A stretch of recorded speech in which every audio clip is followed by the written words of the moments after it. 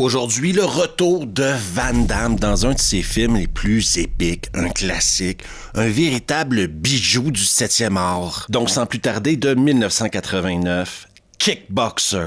Et ça commence maintenant.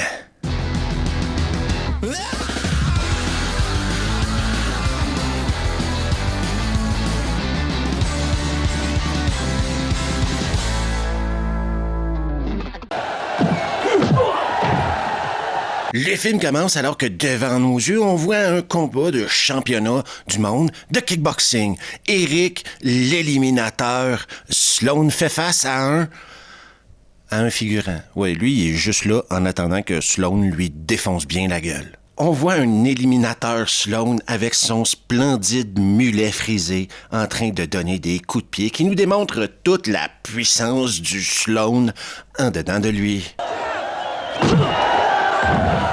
On a ensuite le plaisir de rencontrer son frère Kurt, un futur vétérinaire. Il veut être vétérinaire, mais moi je dis qu'il sera avocat. Mais surtout, un journaliste l'informe que les meilleurs kickboxeurs au monde sont en Thaïlande grâce à l'art incroyable de la boxe thaï. Il paraît que le kickboxing vient de là-bas et... Kurt et Eric ne font ni une ni deux, direction Thaïlande. Et ils découvrent un splendide pays. Apparemment, il y a beaucoup de bars à putes en Thaïlande et c'est pour ça que Eric n'hésitera pas à se vider le sac. Les deux frères se préparent à l'entraînement. Oui, ils sont là, dans un parc thaïlandais, en train de discuter de leur enfance. Kurt lui parle de sa mère européenne, qui lui a appris la danse, le ballet, le karaté, alors que Eric lui parle de son père américain, extrêmement sévère, qui souhaitait pour son fils une seule chose, que son fils domine. Kurt sert à la fois de futur vétérinaire, mais également de partenaire d'entraînement à Eric. Et Eric n'aime pas comment Kurt l'entraîne pour le moment. C'était une autre époque, on utilisait un autre vocabulaire. Tu te bats encore comme une gonzesse?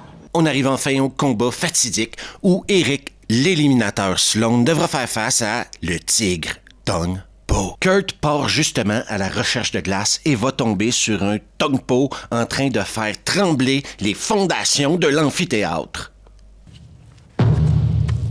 Encore pire, Tong Po a un message pour Eric. Pas besoin de vous dire que Kurt va directement voir son frère Eric et lui dit « Tu peux pas te battre contre ce gars-là, c'est un malade, OK? » Non, pense à toi un peu. On les connaît pas, ces Thaïlandais-là, hein? On veut pas être raciste, mais c'est peut-être des sauvages, OK? Eric lui dit « Pourquoi tu t'inquiètes? Est-ce qu'il bouge comme moi? » Est-ce qu'il bouge comme moi? Eric monte ensuite sur le ring avec la confiance d'un champion, la confiance d'un homme qui n'a jamais vécu la défaite, OK? Mais dès que le combat commence, Eric se rend compte que Tong Po, c'est pas une chochotte. Kurt, lui, commence à s'inquiéter pour son frère. Après uniquement un round, Eric est déjà bien amoché. Pourri, il veut un combat de rue. Il va l'avoir. À peine le deuxième round commencé que Eric commence à essuyer une pluie de coups de Tong Po. Kurt, en plein désespoir, lance la serviette. Le combat aurait bien sûr dû s'arrêter là, alors que Kurt a lancé la serviette. Mais non. Tong Po décide de donner un coup de coude totalement illégal à un mec à quatre pattes devant lui. On pourrait considérer ça comme une tentative d'assassinat. Par chance, Kurt va rencontrer Taylor, un sympathique black comme il y en avait une chier dans les films des années 80-90. Taylor va bien sûr amener Kurt et Eric à l'hôpital, mais rendu là-bas, les nouvelles ne sont pas bonnes.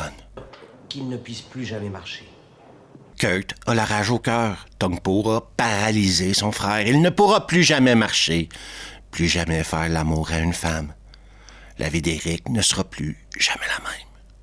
Vous allez vous arranger pour qu'il remarche. Comme c'était coutume dans les films de Van Damme dans les années 80 et 90, après une mauvaise nouvelle, ce qu'il aimait bien faire, c'est marcher dans la rue et réfléchir à sa vie sous une chanson remplie d'émotions. Ici, on parle de Fight for Love, un hymne à la fraternité et à l'amour. Au retour de Kurt, Taylor se rend compte que Kurt n'abandonnera jamais l'idée de venger son frère. que veux-tu? Donc, il va lui dire, tu sais quoi, gamin, je peux te présenter un mec qui s'appelle Xian et qui pourrait te former à la boxe thaï. Mais avant d'aller rencontrer Xian, ce serait bien que tu me payes quelques verres et des putes. Donc, on va aller au Pink Pussy. Parce que c'est ça. Et il vaut mieux que je sois ici, sinon je risquerais de semer la merde. Devant des femmes peu vêtues et beaucoup d'alcool, Taylor va expliquer à Van Damme pourquoi il a décidé de l'aider. Et tout ça remonte à une vieille époque, l'époque du Vietnam. Le Vietnam, c'était une sale guerre. J'aurais pu le sauver, mais j'ai eu la trouille. Le lendemain, destination campagne thaïlandaise, où ils vont aller rencontrer Xian, un ermite, le seul homme assez fou pour entraîner un blanc à affronter Tongpo. Mais vous êtes américain? Xian, lui, va essayer de découvrir les motivations de Kurt, OK? Qu'est-ce qui l'habite en dedans de lui qui pourrait lui permettre de non seulement s'entraîner pour affronter Tongpo, mais avoir une chance de le vaincre? Et bien sûr, vous remarquerez que Xian a un accent de doublage français qui n'existe plus aujourd'hui. C'est la vie. La vengeance est une dangereuse raison. Xian a besoin de temps pour réfléchir. Il décide donc d'envoyer Kurt faire des courses au petit village. Et là-bas, il va rencontrer Miley, qui a un petit magasin général où elle vend du riz, des fleurs, du miel, des petits trucs, quoi. Sauf que Kurt ne peut pas accepter l'extorsion. Et quand il arrive là-bas, il y a des mecs qui essayent d'extorquer Miley. Et ça passera pas. Non, non, non, non, non. Peut-être parce qu'il a aidé sa nièce, peut-être parce qu'il veut faire chier Freddy Lee, le patron de Tongpo, peut-être parce qu'il veut montrer qu'il est encore capable d'être un entraîneur de haut niveau. Xian décide d'entraîner Kurt. Et là, il va lui donner un sac de patates, lui dire « Mets-toi ça sur le dos, comme ça tu vas être plus dans le décor, quoi. » Tout se situe là. Au loin, un aigle. Peut-être un symbole prophétique, je sais pas. J'étais pas là. Okay? Ou peut-être que c'est juste un aigle. Ça aussi, je sais pas. Et après une journée d'entraînement simple, je dirais, Kurt commence à se rapprocher de Miley. On voit ici un charmeur des années 80, un mec capable de démontrer beaucoup de charisme, hein, je crois que c'est son charisme quelque part. Oui, l'esthétique ne devait pas déplaire aux dames. Et peut-être que Miley n'avait jamais vu de blanc avant. Moi, je sais pas. Mais je dis juste que tout un charmeur. Le lendemain, dans la cité de Pierre, l'entraînement augmente en intensité, et ce, toujours sous l'œil attentif de l'aigle. La transformation de Kurt commence. La douleur devient son ami. Mais la douleur a des niveaux, et pour Kurt, taper son tibia sur un palmier, c'est la limite qu'il n'est pas capable de franchir encore. Ah non, j'en ai assez. Mais avec les jours qui passent, Xian commence à perdre patience. Prends ton sac et quitte ma maison. Le mec a des attentes. Et ce qu'il voit présentement ne répond pas à ses attentes. Non, il y a des promesses qui ont été faites, hein? Et Xian s'attend à plus. Et même si Kurt a toujours de bonnes excuses, Xian a toujours les bons mots pour le motiver. Ton frère, tu te souviens? Et c'est à ce moment-là dans l'histoire du cinéma, je dirais, où Kurt devient Van Damme. Avec la confiance d'un gars capable de bûcher un palmier, l'entraînement augmente de niveau, OK? L'homme se transforme en machine, commence à développer la rapidité, la puissance, la combativité d'un champion. Eric, lui, si vous vous inquiétez pour lui, va de mieux en mieux, hein? Il commence à retrouver ses anciens réflexes. Van Damme met ensuite son plus beau Marcel noir et ses pantalons taille haute afin d'aller prendre un verre dans un bar tout pourri avec Xian. Et c'est là où Xian et Van Damme enfilent les verres un après l'autre. Oui, ils sont là pour se mettre une mine, OK? Et un coup bourré, tout le monde sait que ce qui anime Van Damme, ce qui le fait vivre à quelque part, c'est danser. Un Américain avec le rythme dans la peau comme ça, les femmes thaïlandaises se peuvent plus, quoi. Tu le vois dans leur regard. Elles veulent le manger tout cru. Mais tu peux pas entrer dans un bar thaïlandais en tant que blanc, commencer à ramasser les cocottes de tous les gars qui sont là-bas, puis penser qu'il y aura pas de conséquences. Voyons donc, ça se fait pas, ça. Pendant ce temps-là, à l'extérieur, Xian, lui, est en train de négocier un combat pour Van Damme. Vous avez vu comment il a malmené vos jeunes gens? Et vous savez quoi? L'entraînement a fonctionné. Oui, Van Damme est prêt. Van Damme est devenu une machine à tuer. Notsukao! Notsukao! La foule en délire commence à crier au nom de leur dieu blanc. Non, pardon, du guerrier blanc. Et ça, ça va donner la confiance de 20 hommes à Van Damme. Il va regarder Freddy Lee droit dans les yeux et il va lui faire une demande. Je veux ton pot! Il y a un côté mystique à ce film-là. Hein? J'y porte pas trop d'attention depuis le début parce que je pense pas que ça aide l'histoire du film, mais ils ont mis un petit côté mystique, OK? Faut juste apprendre à vivre avec.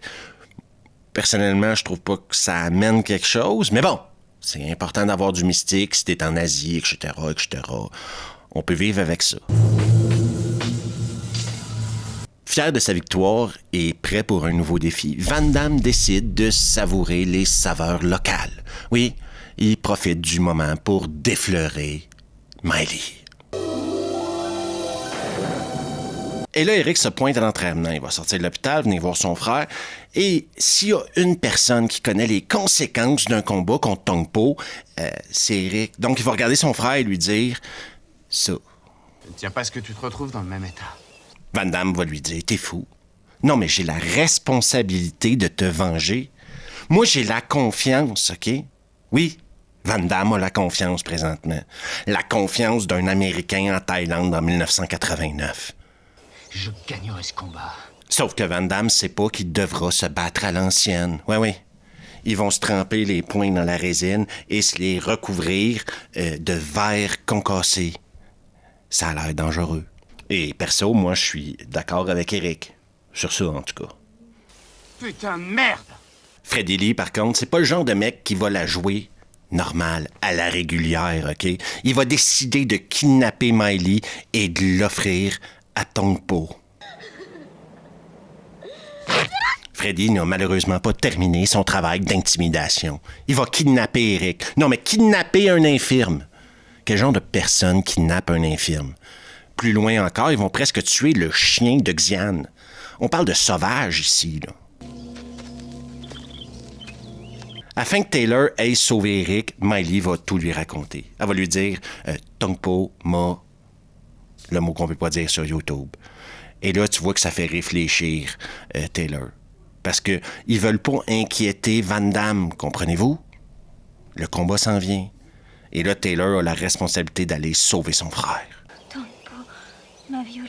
Et là, le combat est sur le point de commencer, OK? Les gens commencent à remplir la caverne. Tong Po se pointe. Et tout d'un coup, d'un côté, t'as Tong Po, de l'autre, t'as Van Damme. Et le regard que les deux hommes vont s'échanger est encore aujourd'hui, selon moi, un des regards les plus mythiques du cinéma. Les deux hommes vont tremper leurs poings dans la résine et ensuite dans le verre brisé. Personne semble s'inquiéter des infections que ça pourrait causer. Est-ce qu'ils ont été piqués pour le tétanos? Je sais pas. Ça m'inquiète. Et tout ça me semble vachement primitif, OK? C'est pas parce qu'on veut se faire mal qu'on est obligé de se mettre du verre concassé sur les poings. Freddy Lee va encore une fois tenter d'influencer Van Damme en lui disant de tomber. Oui? Il va lui dire, si tu tombes pas, on va tuer ton frère. Ça, c'est pas sportif. Ou ton frère mourra. Le combat commence. Deux hommes, un ring, des chaînes, l'apothéose de la violence. Au début du combat, le Van Damme qu'on voit n'est pas le Van Damme qu'on connaîtra plus tard. Est-ce qu'il a peur pour son frère? C'est dur à dire, mais il doit y avoir une certaine inquiétude. Et là, il se prend des coups de genoux, mais des coups de genoux au corps qui feraient plier n'importe qui. Par chance, Xian et Taylor sont partis sauver son frère et l'opération va très bien. Désolé d'être en retard. À la fin du 3e round, Tong Po va trop loin. Non, il y a des limites à tout. Et là, il va trop loin. Avec Maëlie, bonne, baise. Mais c'est quand le 4e round commence que l'espoir renaît. Pas seulement dans les yeux de Van Damme, mais également pour les spectateurs que nous sommes. C'est comme si on était là. Notsukao! Notsukao! La caverne tremble. L'appel aux guerriers blancs, quoi. Et là, on voit enfin l'homme qui doit sauver l'honneur de la femme qu'il aime. L'homme qui doit sauver la paraplégie de son frère. Et devant nos yeux, comme si on était témoin d'une intervention divine, Van Damme vient au monde. Never Surrender. Et c'est la fin de Kickboxer.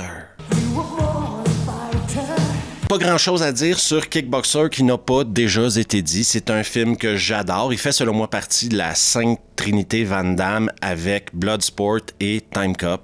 C'est mon opinion personnelle. Et c'est pour ça aussi peut-être que je suis parfois très sévère avec Van Damme quand il sort un truc comme Le Jardinier. Parce que pour moi, Van Damme, c'est Kickboxer, c'est Bloodsport, c'est Time Cop. C'est pas Le Jardinier, quoi. Et c'est pour ça que ça fait de la peine quand on le voit dans ces rôles-là. Ça m'énerve. Je suis déçu. Je m'attendrais à mieux. Après, le gars a le droit de vieillir, puis c'est correct. Puis c'est la vie. Mais ça fait mal quand même. Et oubliez pas que dans une période de 3-4 ans, entre 88 et 92, Van Damme sortait des classiques sur classiques, quoi. Et c'est ça aussi qui fait en sorte qu'on se rend compte que maintenant, ben, il sort des boosts sur des boosts, des navets et des nanars qui sont pas représentatifs du Van Damme qu'on aimait, quoi. Du Van Damme qui nous manque parfois et du Van Damme qui a marqué nos enfances. C'est ce qui fait que, selon mon humble opinion, tout le monde est plus ou moins sévère avec lui parce que les films qu'il a fait à cette époque-là, c'est des classiques, quoi. C'est des films qu'on a besoin de voir et revoir régulièrement.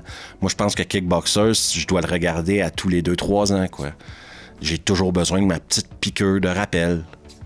Je sais pas pour vous, mais c'est un film exceptionnel.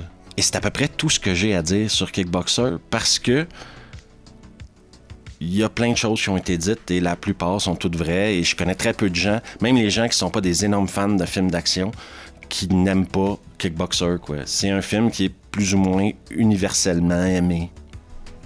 Il y en a des comme ça.